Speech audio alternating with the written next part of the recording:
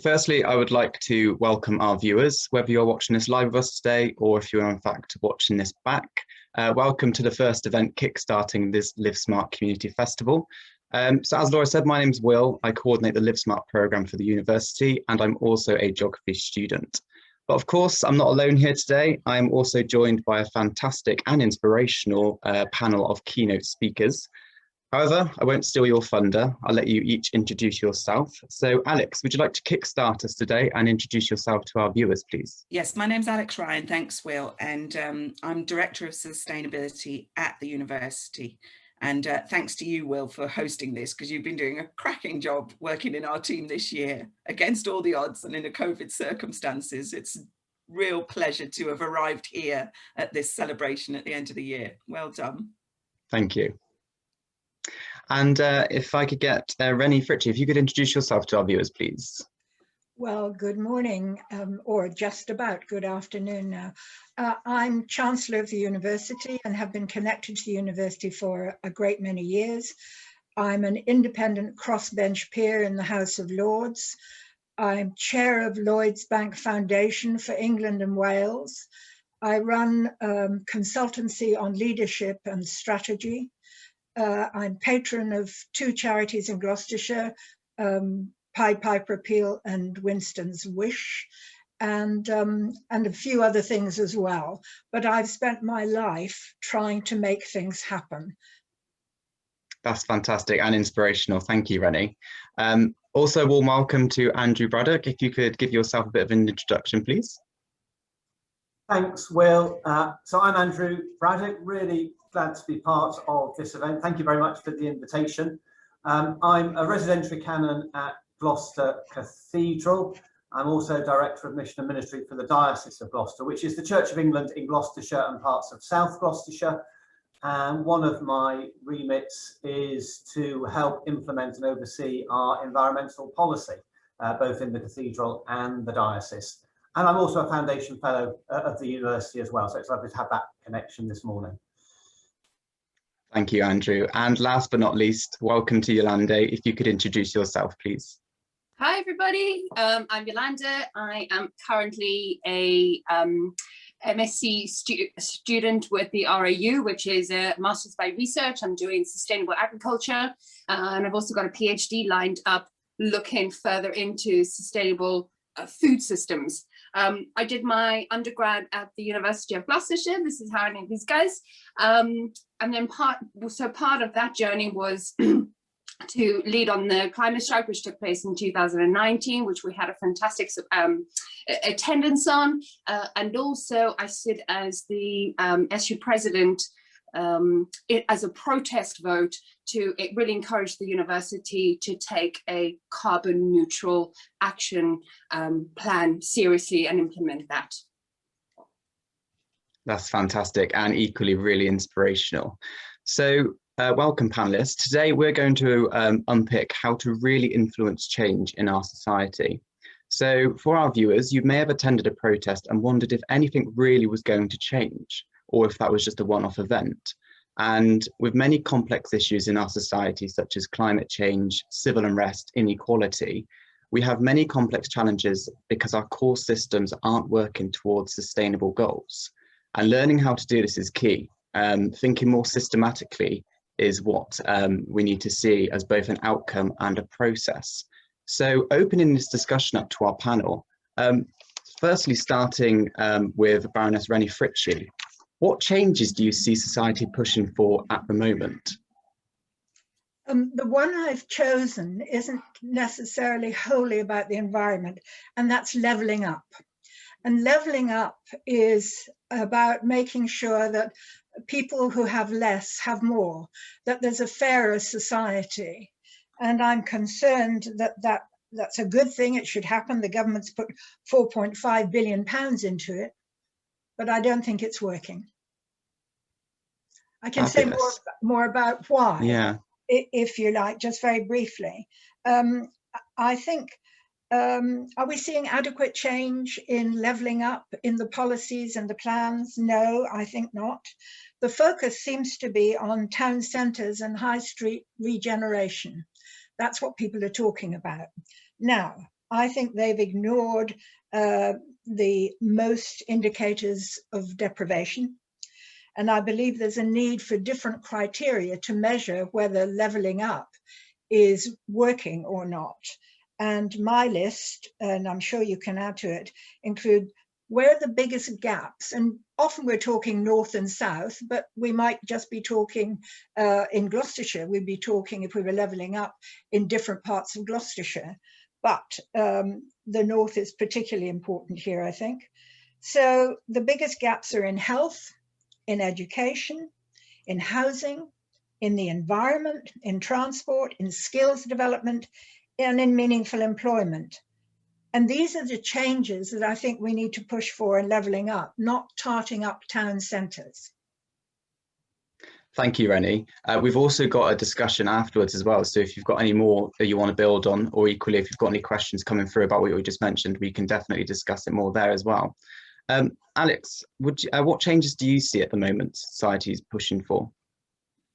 I think that there are two connected ones for me.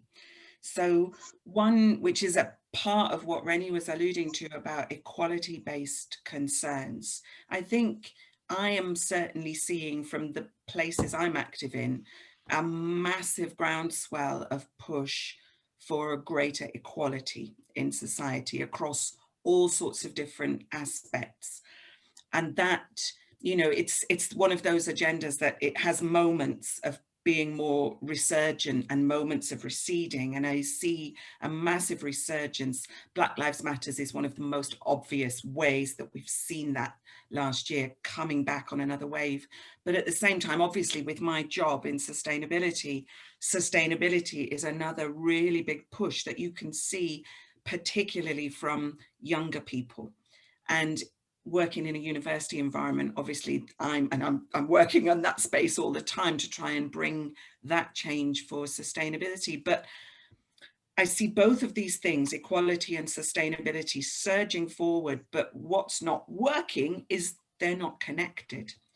And you know, the sustainability paradigm with the UN's Global Goals framework has all of the things in that framework, but the systems we've got are set up to treat the two issues separately.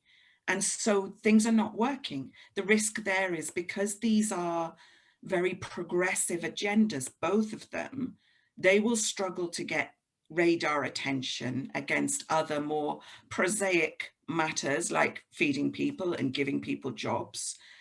And so both of those issues struggle to get attention and resource. And what the risk is that they fight with each other, whereas actually they are connected. If you think about how disproportionately marginalized and ethnic minority communities are affected by climate change, for instance, you see that these are connected issues, like your introduction said, Will. So how do we get those two agendas working together rather than separately is, I think, a big concern for me right now. And do you think that's why we're seeing we're kind of lacking that effective change on that area? Is because we're missing that link of tying them both together? I think we're missing a trick. The reasons why we're not maybe getting each one further forward are probably very complex, but I think we're missing a trick in finding an allegiance between these agendas and marching them forward in a united way. You know, it's one of the big challenges of sustainability is it's a very big idea, an aspirational idea. It's a star to follow, but actually bringing that big idea down to the grassroots level and pushing all the aspects forward together is a real challenge. That's great. Thank you, Alex. Andrew, if I could come to you now, what changes do you see society pushing for at the moment? Yeah, it's very interesting listening to both what Alex and Rennie have said, because as I was reflecting on this, I was thinking, of course, of those pressing issues we've seen in the last 12 months, racism, Black Lives Matter. Alex, you've alluded to that already. Climate change and sustainability, of course, a particular focus for this webinar. But I actually came again to the same topic, which is how do we address inequality of opportunity, which I think cuts in a whole range of different ways. The inequalities across different age, gender, class, the north-south divide, Rennie, you mentioned that, Digital inequalities, the last year has really highlighted that. I think there's something of an urban-rural split within that as well, between communities and opportunity and access. So it seems to me there's a whole raft of stuff there. And again, how do we pull those things together with an holistic understanding of well-being for individuals and communities, which goes beyond the purely economic? I think too often progress and action has been defined according to an economic agenda. But what about the social agenda, the well-being agenda, the mental health agenda? What do good communities actually look like? What does it mean to inhabit a good social space together? I think those are all much bigger questions that can't simply be addressed by economic arguments and policies.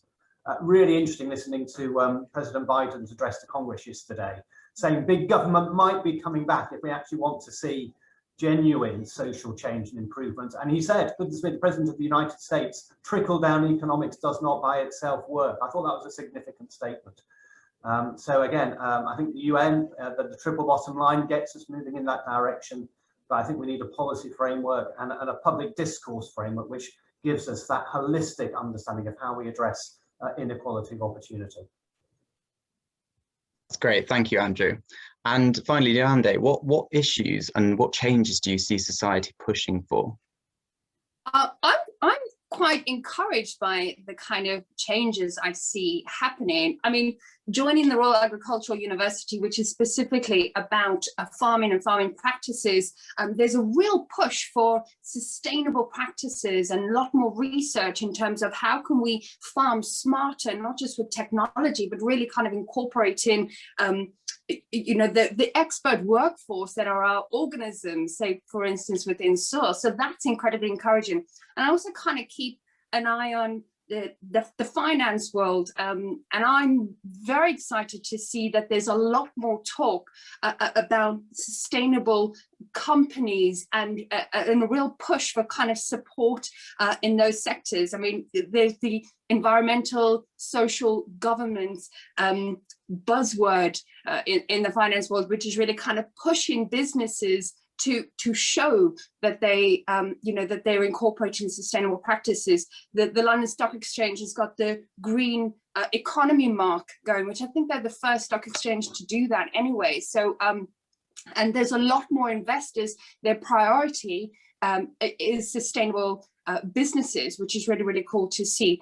There's like an enterprise investment scheme that the government run, and that is now incorporating companies who have renewable energy sources or innovations in that sector, which is really cool. And just listening to the BBC the other day, they had a primetime slot talking about that the aviation and the shipping industry are now pushing for a carbon neutral agenda. So there was a big discussion on what does that actually look like. So it's now a common discussion. Most people know what, they've heard of the word sustainability. It's almost like you hear that too much. It's used as a marketing tool, which is sometimes annoying, but it's good to hear that because you can see that change is happening. And I think for people who are on the front line of pushing for change, it's a very frustrating place to be because you want things to happen much quicker.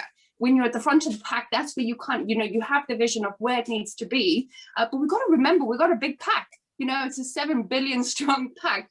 And all you have to do is listen to the ones at the back of the pack and where their mindsets are to realize, gosh, we've still got a long way to go, but it is going in the right direction. And I always think about that scene from Finding Nemo when they get caught in the fishing net, and Nemo and what's her name? Dory. Was it Dory? Dory. Dory. They're in the front and they're pushing to where they need to go, and then everybody starts following. So that's happening. But obviously for us, it's not happening quick enough. But the encouragement here is that it is happening and just keep pushing because that's working. I think that's really interesting because as we've just expressed on the panel, we've got some places which are really pushing for change, but on the opposite end of the spectrum, we're really not. And I think that's what makes this quite a confusing, to some people, area to dive into. And as you nicely put, sustainability is a definition that people are getting used to now, but it's really understanding the core basics in order to push for that systematic change. I'm cautious of the time, but kind of building from some of the things that Rennie, you was mentioning, what what do you think? Do you think we're seeing enough adequate change for some of these areas which you've highlighted today? Open discussion. We can start with you, Andrew, if you wish. Yeah, thank you. I mean, just in terms of sustainability, it was interesting, wasn't it, seeing the world leaders the other week in the summit, again convened by President Biden, coming out with more ambitious targets for getting to net zero and reduction of greenhouse gases. I heard the person who'd been really the chief architect of the Paris Climate Agreement speaking after that and feeling this could be a step change moment in terms of those commitments. Of course, there sometimes can be a gap between commitment and action, but Yolanda, as you were saying, there is that sense of movement here, of a trajectory which world leaders are having to listen to and take seriously. So we've got to keep pushing them on that, but I do see that as a sign of encouragement. And I think the fact that America is back is really significant. Thank you. Alex, do you think we're seeing enough adequate and effective change on some of the issues that have been highlighted? I think it's really interesting what Yolanda and Andrew were just saying. And I think I, on balance, agree completely with the fact that we are actually seeing a massive momentum at the moment. And there is reason to be encouraged by that. Like Yolanda said, the scale of the need for change is massive. And the problems are complex, but there is a very tangible shift going on. And even from the pandemic, I think all of us are detecting a values shift away from those purely economically driven models of wellness and happiness and growth to something else. And I think the pandemic, although obviously it has left devastation in so many places, there is something important underneath it that's happening. And so I do feel very encouraged by the wave of activity that's going on. And even, as Yolanda said, even though that bringing together and getting involved of lots of different parts of society does mean there are some downsides, like an increase in greenwashing. That was always inevitable. At the same time, what's really noticeable to me is how quickly the literacy and sophistication of the conversation amongst people is becoming. And I think people's ability to spot greenwash is sharpening. So that, again, will help us keep pushing. And I really see that, like when we're doing our sustainability reporting, when I see how people from all walks of life react to what the university is doing on sustainability and ask questions and say, well, you're doing that, but why not this? And what you're going to do about that? You can see that sharpening of the conversation, and that's going to help us go along the road. That's great. Thank you, Alex. I'm cautious of the time. So if you're happy, panel, I'm going to move this forward and we can always come back to this at the end on our discussion. So now we're going to look at you a bit closer and look at actually what issues it is that you've influenced on, how you did this, and ultimately what outcomes and lessons was learned from what you did. So Yolanda, if I can start with you this time. No pressure, Will. I was reflecting on this, and I think we forget sometimes that we're all constantly influencing one another. I, can have a conversation with my friend one day and she'll tell me about, that she's made a change of habits that she's been doing, and it inspires me thinking, gosh, if she can do it, I should really be doing something like that as well. I'd really like that. So it plants seeds that we don't always see the ripple effect on. So with the climate strike that happened in 2019, I personally was compelled to at least show solidarity with the cause. And I invited it out to people to go, if you believe in this too, come and join me. We'll facilitate a space for you to make your voice heard. And, it was well attended because it's what's the right word? It's a belief that so many people have that this is the right thing to do. We have to fight for our environment. So it was just facilitating that.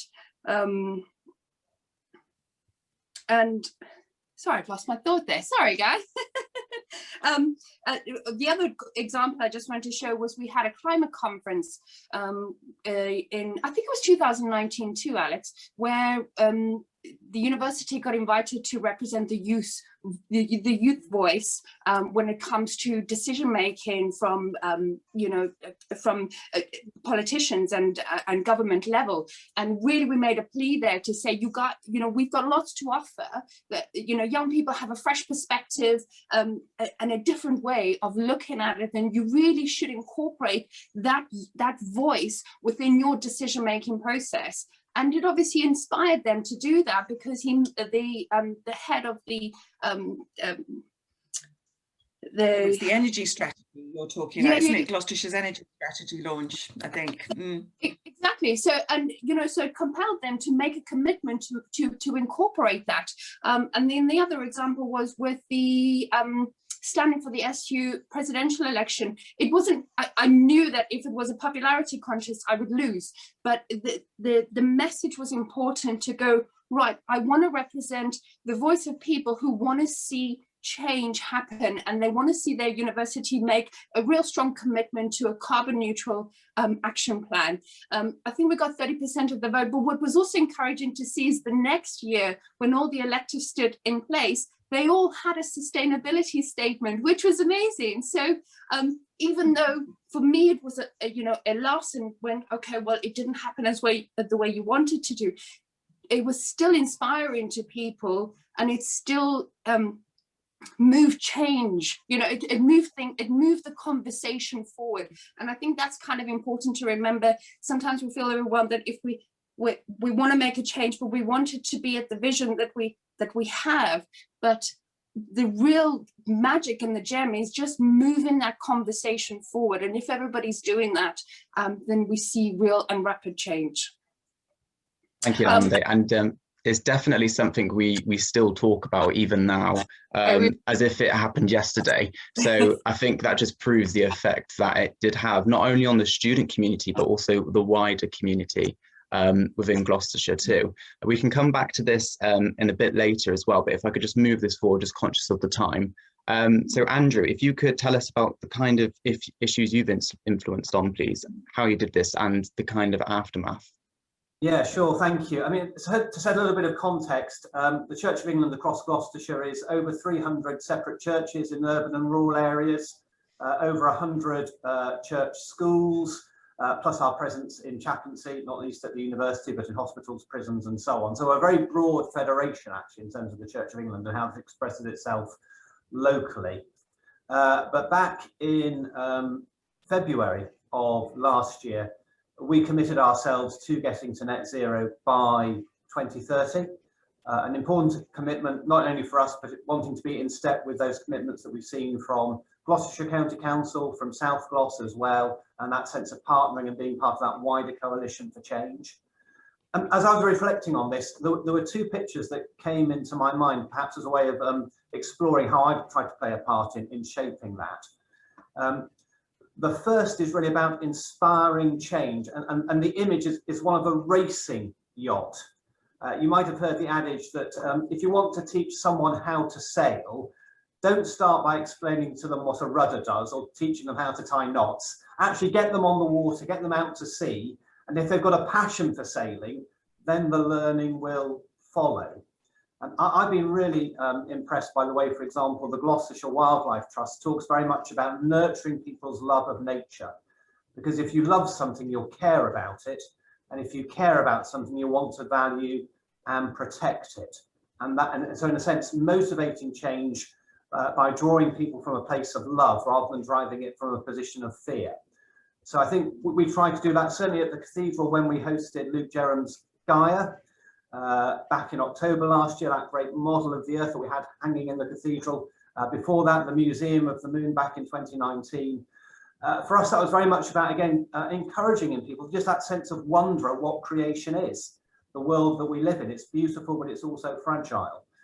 How can we inspire people? So we did a whole range of events, including in partnership with the university, around those exhibitions in order to give people a practical way of then responding. So there's something about inspiring people to be the change they want to see, to coin a phrase. But then the second picture is about how does one personally influence and shape action within an organisation. And the model I've been working with in my particular role within that for the diocese is a bit of thinking about it like a square. And on one side of the square, you've got the local activists, those who are bringing energy and urgency and creating local action, a brilliant group of people. They're on one side of the square, the local activists. Then on the other side of the square, you've got the leaders, if you like, the organisational leaders who set the culture, who set priorities, who articulate what matters and what we're going to do. You know, in a Church of England context, that's our bishops, amongst others. So there's that part of the equation, those who've got positional leadership. Then on the third side of the square, you've got the people I describe as the day-to-day decision makers, the people who are making stuff happening, who are working this out day by day, whether that's head teachers in schools, whether that's vicars in parishes and those they work with, people in the diocese centrally who have particular responsibilities for our property and our energy management and so on. And then on the fourth side of the square, you've got our partners, people who've got technical knowledge, expertise, insights that we need to learn from and draw on and who we can partner with. And then in the middle of the square, you've got what I call the connectors. Those people whose task it is to weave all those different people in the different sides of the square together into something coherent that moves the whole organisation forward. And I guess I've seen myself particularly in that connector role, trying to join the energy and enthusiasm of the local activists on the one hand, with the policy decision makers on the other, with the day-to-day operational side on the other, with drawing in partnerships, weaving that together so the whole thing coheres and actually can make change happen in a more coordinated and connected way. And I think that's actually quite a key part in all of this in terms of actually making change happen. And I've been very conscious trying to do that for the church, that some of the language we have to use has to alter slightly depending on who you're talking to. Some people need heart language, some people need head language, some people in governance need the economic argument making, some people just need the passion and permission to follow their passion. So being able to interpret all of that to those different groups in order to make things happen, it seems to me, is really important. So I just offer that as a picture about how we try and help organisations and the different groups and constituencies and people and positions within that come together to a common agenda, which can then, with our partners, propel that sustainability agenda forward. Thank you, Andrew. That's great. And moving on to you now, Rennie. Obviously, in your introduction, you explained some of the things that you've got involved with in your professional career. Could you just expand on some of those things a bit more to our audience and just explain what you've influenced on and the outcomes and lessons learned from these? Yes, of course. And I've chosen an example from the past about equality. Because it's the one where it was very evident to me that I needed to influence things against the odds. I was working for an industrial training board at the time, and we were responsible for encouraging companies to invest in their people and train. This training board had 100 training advisors who were the elite, and they worked inside manufacturing organizations, and each of them had a portfolio of companies that they worked with that were seen as their companies. Now, I persuaded the board they should do something about women and training in these companies because women made up more than 70% of the people who worked in these manufacturing companies, and yet very few ever made it into management. So I persuaded the board to do something and that I should lead on it for no more money alongside my main job, as it were, so that they said, okay. And then I went out and persuaded the Manpower Services Commission, the government, to give me some money so I could allocate it as training grants to companies, organizations who would do training for women returning to work after family commitments, training for women into non-traditional areas, training for women into management. So I got the money, I got the remit to do it, I got the money to give the grants, and I went to the training advisor and said, which of your companies might you introduce me to so I can go in and influence them to apply for this grant and do something about women? And I got no from every single one. No way, no. It was seen as irrelevant or a joke. it was not seen as anything important. These are my companies, you're not coming anywhere near them. So I then thought, how do I make this happen? So I wrote a series of short articles or press release type things and sent them off to the relevant trade magazines like Baker's Weekly, because it was food manufacturing, among other things, and Milk Today magazine, and all of these Meat Monthly, you know, all of these magazines, and telling them about the possibility of a grant. And that way the companies wrote to me directly and said, I'm interested in your grant. And therefore, I did all the work, I did all the visits, I did all the assessments, I did all the verifications. And then when I was ready to award a grant to a company, I went back to the training advisors and said, this company contacted me, it's one of yours. And they've done this really good piece of work on women into management. I'm about to give them a check for £20,000. I wondered if you'd like to present it, and I'll get you one of those giant checks, and I'll arrange the publicity for this magazine and that magazine in order that you know, the company gets some publicity. And they said, oh, I might be able to do that. I said, great. And so slowly I got these training advisors doing all of this. I arranged the publicity, they presented the check, and then they came on board and said, can I tell you about another company of mine that might be interested in this, and I'll introduce you. So my learning here was leave your ego at the door and focus on the outcome you want. Really, really important. Not I have to have done this. This has to happen. How can I make this happen? The second thing is being right isn't enough. Being right is never enough. On its own, it's never enough. You have to do more. I learned that helping people back away gracefully without forcing them to back down is a very important way of doing things. I learned that someone once said to me, it's not enough that I should win, you must also lose. And I learned that will never work if you want to influence change. I've never let not being the leader stop me from taking a lead. However junior I was, whatever age I was, in a meeting, if I thought it was going off tangent or something, I would find a way to say, I wonder, might I ask through the chair, if it's one of those meetings, if someone could read out our remit again, because I'm beginning to feel muddled in my thinking as we're talking, and that gets us back on track. So never let not being the leader stop you from taking the lead.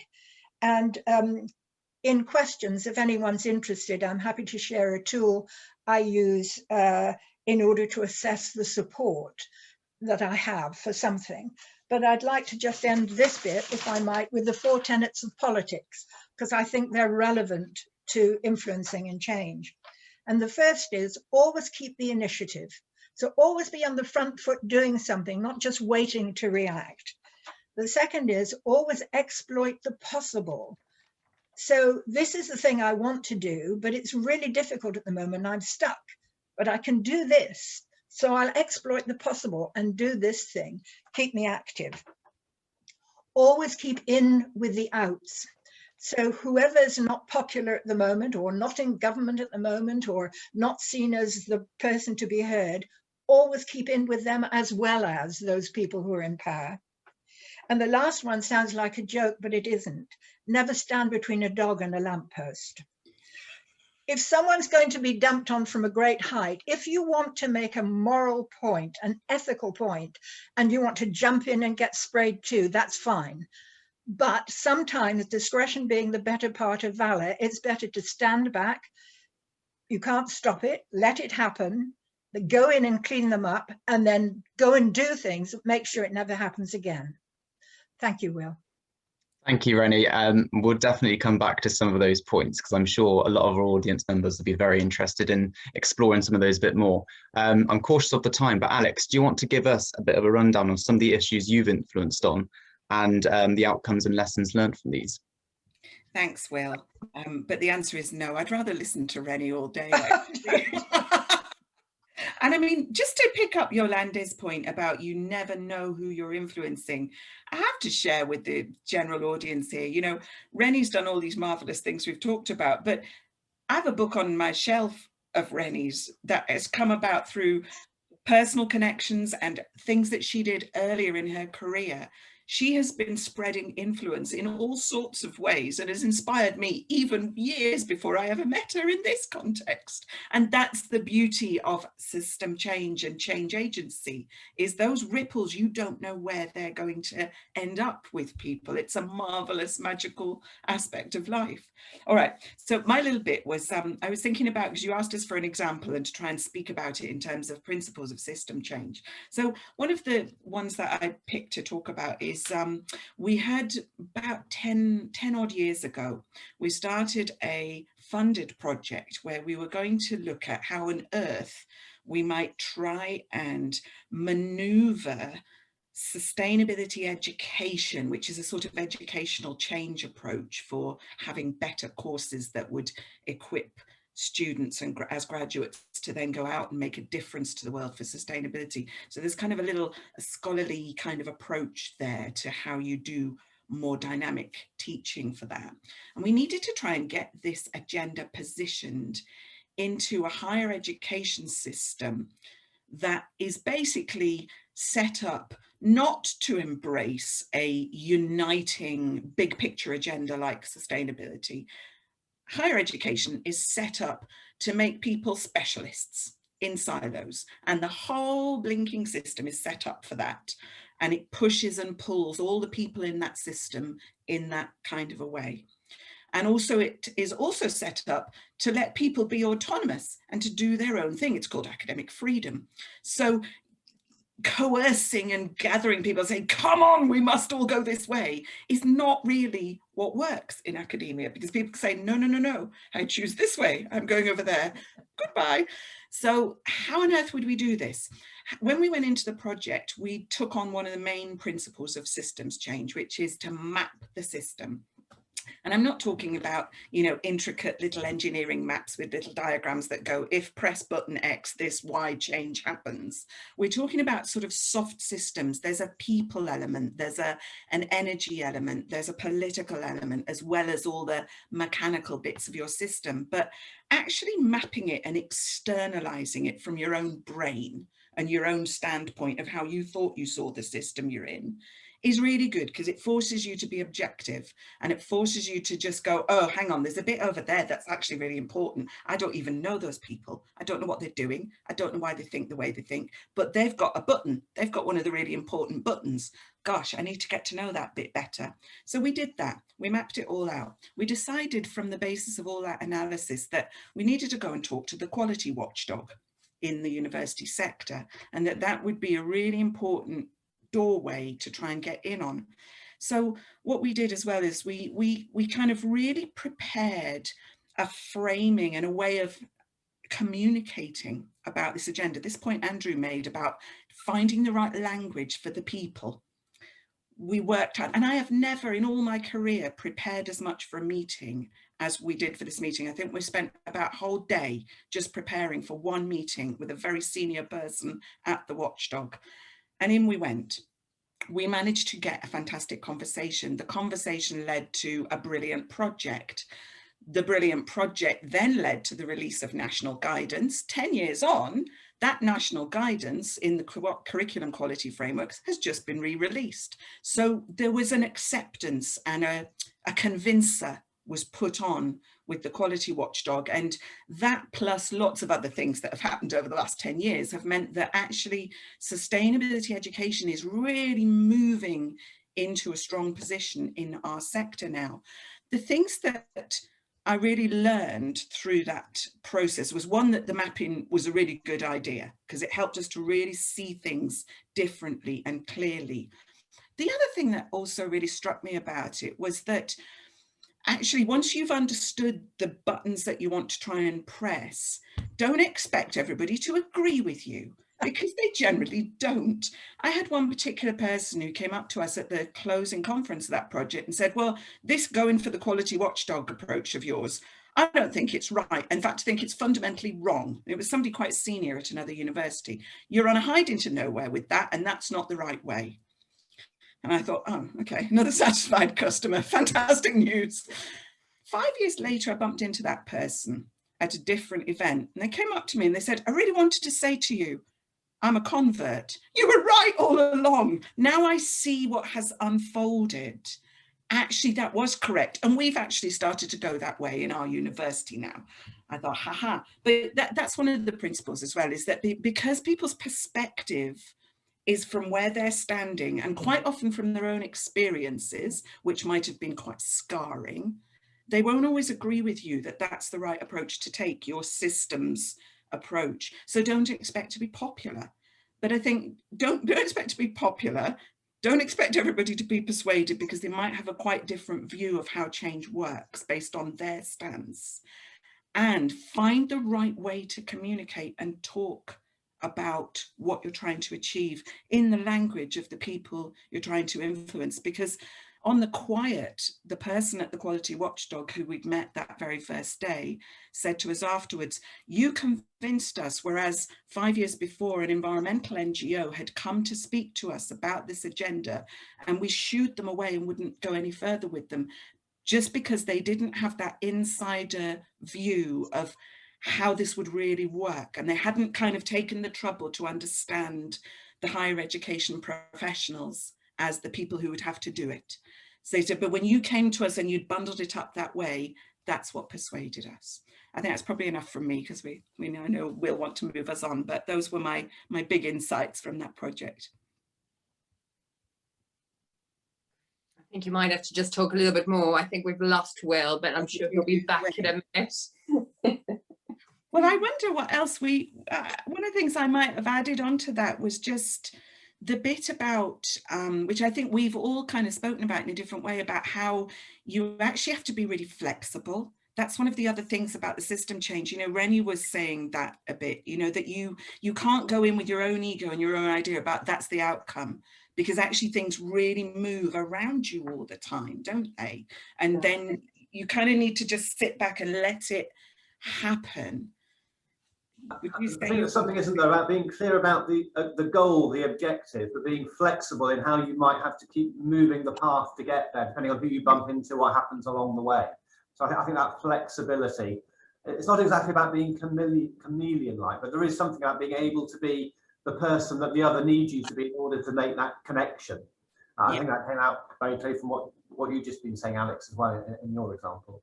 Yeah, because the systems are all nested and complex. When you press a button, the effect might be quite different to what you thought, but it's still good. So you have a flexible plan that can respond a bit. I'd just like to apologise, my Wi-Fi threw me out of the discussion. It clearly didn't want me to talk about it anymore. We carried along. So we're actually up to time to start asking some of our viewers who are watching this some questions that they might have asked during this.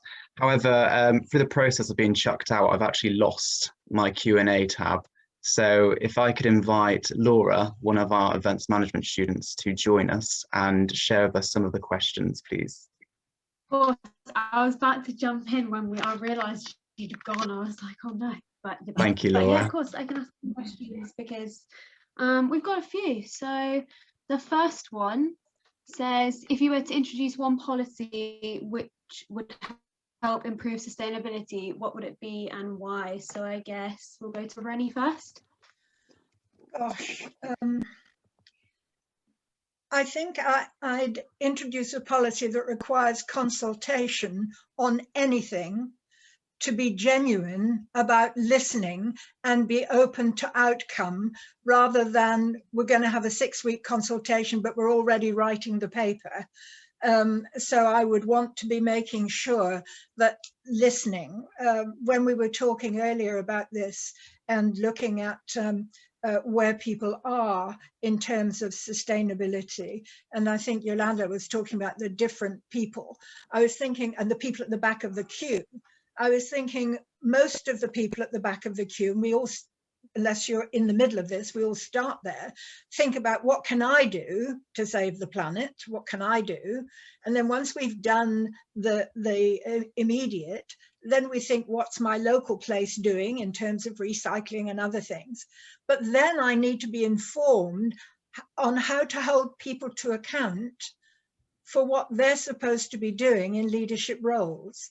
So my policy would really be about genuine consultation and listening, and trying to not wait till everyone agrees, but wait till we have principles and purpose, and then follow with policies that will deliver. Alex, anything to add? Yeah, it's really just, Rennie's just got me really thinking as well with what she was saying now. And I was also having a quick look at the questions and seeing that some of those questions about how do you hold people to account, how do you spot the greenwashing, all really connect with what Rennie was just saying. And I suppose one of the things that just struck me right at the end when she was talking there was about one of the sort of policies we're trying to develop in the university at the moment is our policy for net zero carbon emissions, which of course is the big, you know, agenda around the COP summit in the autumn and so on and so on. And one of the conversations I was having with our carbon manager this week, who leads it, was about how we position the end goal, because obviously we need to set a policy that's got targets about particular activities of the university and where the impact in carbon emissions is. And it all gets very technical. There's lots of numbers to crunch and things to work out about, can we get some money to have electric heating and so on and so on and so on.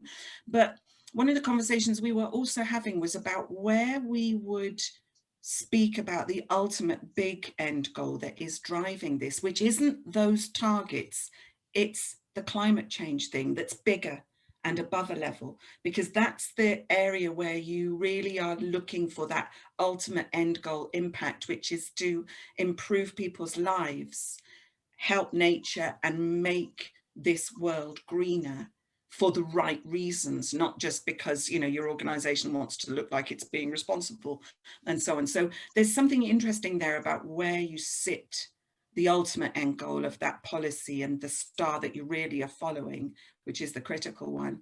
I think also Rennie's comments about the sort of methodology of developing policy really strike a chord with me, because in all of this stuff, the youth voice has become so apparent that if you do not develop your approaches with the sense checking of those voices from the future to come in as your critic and your conscience, you're not actually getting this right.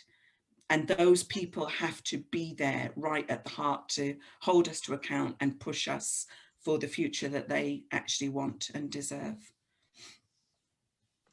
I'm just conscious of the time because we've got a few other questions, but Andrew and Yolanda, do you have anything else to add quickly before we move on to another question?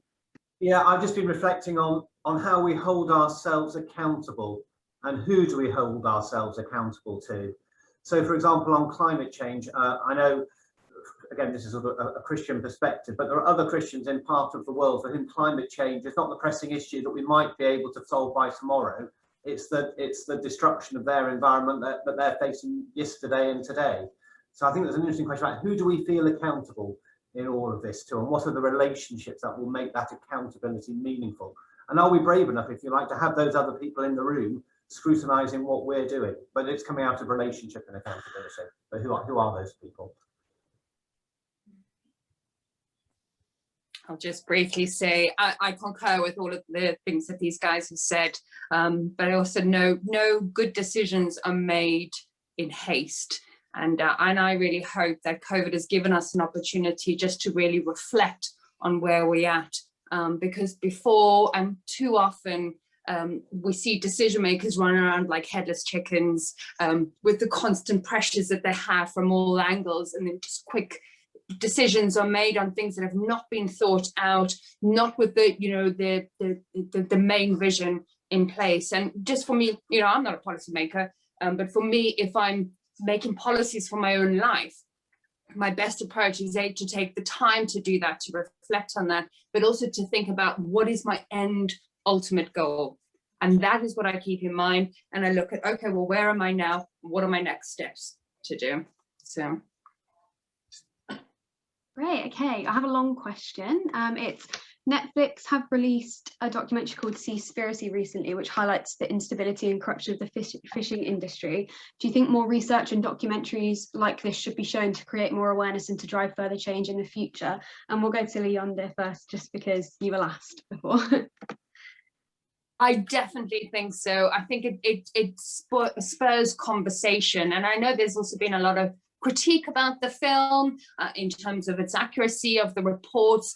But what it does achieve is a conversation, a debate, a thinking of, oh my gosh, I haven't thought about connecting the dots with regards to my own, consumption habits. And it just makes us stop and think about our own lives. And that happens en masse with things like, audiovisual entertainment. So I think it's great. And I think there should be more. And I would encourage kind of critique on that. Andrew, anything to add to that? No, I think that's right. And anything that helps make these things real. But also, I think there's a communication piece there in the broadest sense, isn't there? As we've been talking about, the whole sustainability thing is incredibly complex. So we mustn't fall into oversimplification. But on the other hand, there is a need to be able to allow people to get a hold on the issues. And again, coming back to what can we personally do by way of response. So I think things that blend those together. And social media, TV, whatever it is, it's a great way of helping that along. I would just add to that, Andrew, I completely agree with you. The communication element of this is critical, and we do need more of these informative things. But I think also we need to chart a path where we do talk about the knowledge, the science, the problems, the truth piece, but we also have more conversations like this where we talk about change. Because it's a fine balance between handing over specialist and difficult information and leaving people feeling daunted, despondent, and unable to influence it and unable to tackle the giant problem, and actually leaving people in a space where they feel, actually, I feel I could get stuck in a bit here and contribute and play a part and work collectively with people. So I think conversations about knowledge, but also conversations about change, really important. I would say this, I don't have Netflix. I do think we need more documentaries by journalists and broadcasters with integrity rather than sensationalizing. But I also think on all the other channels, so watching This Farming Life or A Farm in Yorkshire or Matt Baker helping his parents on their farm, these are narratives about people living, and we connect to a family who are trying to make a difference, trying to be organic. So I think yes to the documentaries, but also let's just have proper snapshots into people that we might not come across and understand what life is like for them. Great, it's so interesting. Okay, I've got a question from Anne, and she said, what is the role of experimentation? We can set purpose and vision, but the how to acknowledge we may not get the outcomes we thought. For example, not using SMART objectives, but action learning. So, Alex, don't know if you want to start with that one. Sorry, you just need to read it, because you know what, I was just looking back as well and thinking we must hear before we close about Rennie's model of assessing support. Could I say something?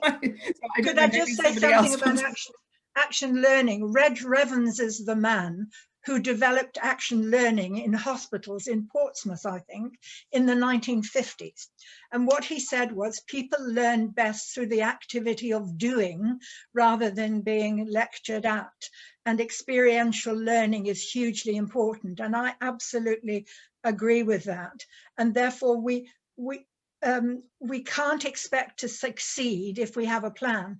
Our plan has to have possibilities, and we have to have A, B, and C. And if I get stuck here, then I need to know how to draw back and how to move on in a different direction. So I'm all for Reg Revens and action learning. Couldn't put it better, yeah. Maybe. And I think with that, I think we need a culture which gives permission to fail and not always get it right. Because in a sense, the more failures we have, the more things we actually might be innovating on and getting right. There's a wonderful quote from a Spanish poet called Antonio Machado, and he said, "Last night I dreamt marvelous error. There was a beehive in my heart, and golden bees were making sweet honey from my old failures." I think that's wonderful. We enjoy success, but we learn from failure. Alex, we'll just come to you again quickly because I know you wanted to say something. It was just that I wanted to, maybe we could have the last moment and hear about Rennie's motto. Of course, yeah, if that's, Yeah. for sure. I would love to hear that. I think everyone else would as well. Okay, thank you. Very briefly, if you're trying to make something happen and you want to look at your support, there's a back of the envelope thing I do. I didn't invent it. I came across it years ago. I don't know who invented it, but I use it a lot. And on the back of the envelope, I draw a cross. And then in the top left-hand box, I write allies. Who are my allies? Who want this to happen for the same reasons that I want it to happen? And they'll be with me through thick and thin. Who are they? And I'll jot some names down. Below the line, in the bottom half of that same side box, are my bedfellows. Who are the bedfellows for whom it's convenient right now to stand alongside me and help me make it happen? But when they've got the thing they want, they'll melt like snow in the summer sun because they've got what they want. And we make a mistake of pushing all supporters into the allies box and then feel betrayed because some of them disappear. Good bedfellows are helpful, but don't mistake a bedfellow for an ally. On the other side of my cross, top right-hand corner, are my opponents. Who disagrees with me? Like Alex's example of the person from the university who thinks I'm doing the wrong thing. And I'll make a little note of initials or names of people who I think are against it or have told me they're against it or have another view. And a good opponent is worth their weight in gold. If once you've worked something up, you go to a good opponent, they'll show you the flaws in your argument so you can go away and make it better. Below the line, in the last box, are your enemies who are implacably against you at all costs. We do a terrible thing in the way that we push bedfellows up into the allies box. We also push opponents down into the enemies box. There are very few enemies. So a real enemy implacably against you, very, very unusual. Don't waste a good opponent. By making them into an enemy. Recognize on this, because of these reasons, they're against it or against you doing this, but they're not the enemy. So allies, bedfellows, opponents, enemies, get your balance right and then see, so what support have I really got? And who else do I need to go to push the buttons that Alex talked about?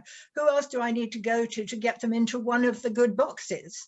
And don't waste the opponents. Thanks, Alex. Wonderful. Okay, just because I'm conscious that it's 1, I'm just going to pass back to Will quickly because we lost him for a while, just in case he has anything to add. So there we go. Thanks for dipping in to save me from the questions, but completely lost them. But really, I think ultimately today has all been about learning curves. And so I wanted to ask the panel, just before we wrap up, what's the one thing you've probably learned from each other, or is there something, I don't know, Yolande said, which has made you thought a bit differently? So Alex, if I could start with you, is there one thing that's really stuck with you with the conversation that we've had today?